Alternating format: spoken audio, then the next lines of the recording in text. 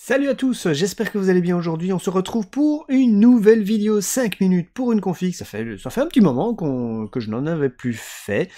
Oui, parce que bon, il y a eu les fêtes et tout ça, et c'était un petit peu compliqué. C'est vrai que c'est encore un peu compliqué de faire des configs maintenant, parce qu'il y a du matériel qui a augmenté de prix, il y a du matériel qui est en rupture de stock, hein, vous le savez très bien, le problème des processeurs, des cartes graphiques et tout ça, mais il y a quand même moyen de trouver pas mal de choses, et de se faire une config correct, normal, avec un budget plus ou moins correct. Ici, j'ai fait une config d'un budget moyen de 850-900 €.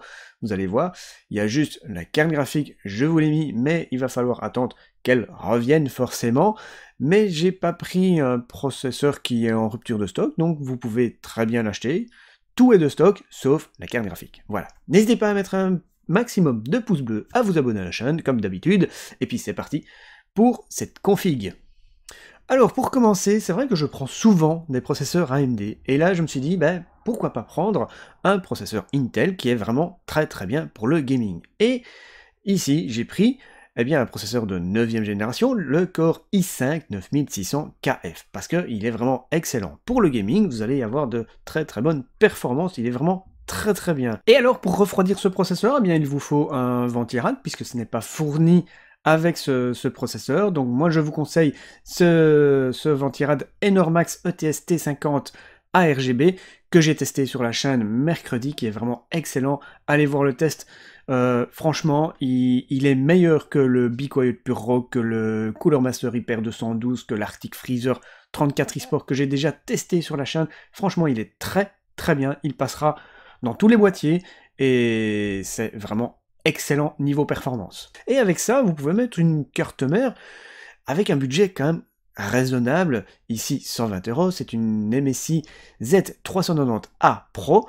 C'est une bonne carte mère, elle a vraiment tout ce qu'il faut pour démarrer, et vous voyez, rien que processeur, carte mère, vous êtes à un peu plus de 300 €, donc c'est un combo qui est encore raisonnable.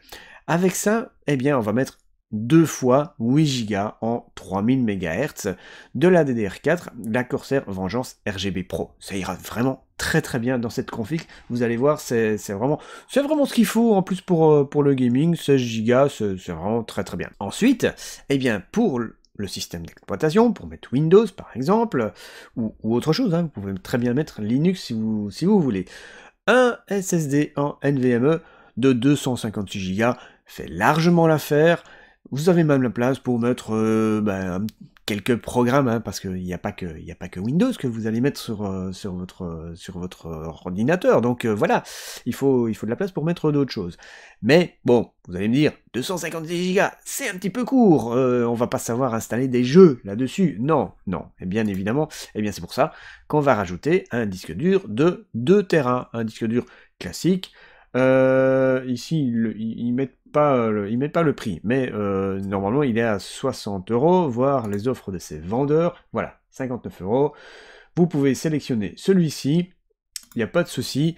Voilà, 60 € pour un disque dur supplémentaire de 2 Tera, c'est vraiment très très bien, et c'est largement suffisant. Ensuite, il faut alimenter tout ça, et pour alimenter le tout, une alimentation de 550 watts, ici de chez Corsair, une alimentation semi-modulaire, c'est vraiment très bien, ça fera très très bien l'affaire. Vous pouvez mettre aussi 600 watts, ça va dépendre évidemment de la carte graphique que vous allez choisir, mais ici, avec la carte graphique que je vais vous mettre à la fin, cette 550 watts est largement suffisante. Ensuite, j'ai choisi de mettre ça dans un boîtier pas très courant, le Spirit of Gamer, c'est un très très joli boîtier avec du RGB, hein, on aime bien le RGB, ça fait très joli.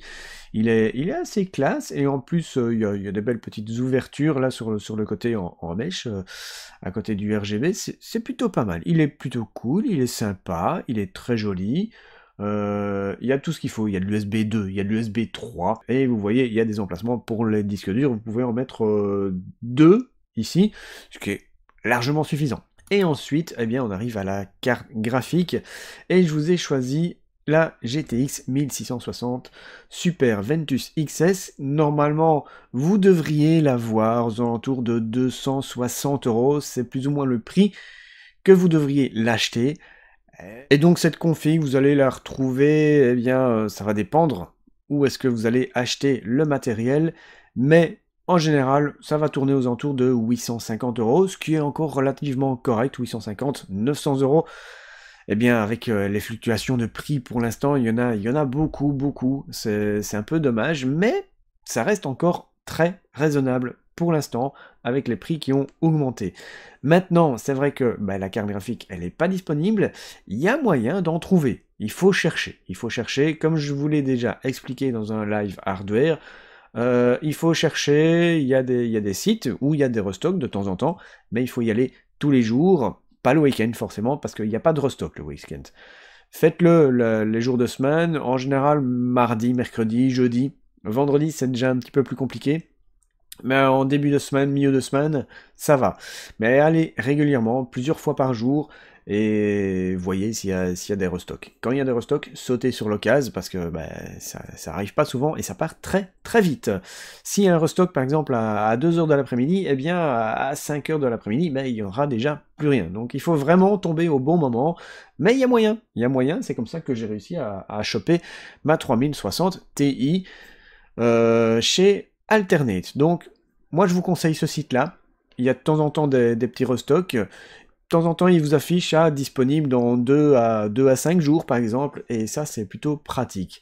Donc, vous savez plus ou moins quand vous pourrez venir checker le site. Voilà. J'espère que vous avez apprécié cette petite vidéo. N'oubliez pas de mettre un petit pouce bleu, ça fait toujours plaisir à vous abonner à la chaîne. On se retrouve dans le live hardware de dimanche, donc demain, puisque je suis en retard pour cette vidéo. Oui, désolé, je ne l'ai pas sorti hier, je l'ai sorti aujourd'hui. Donc on se retrouve demain dans le live hardware. J'espère que vous serez nombreux, et je vous dis à bientôt. Ciao ciao tout le monde!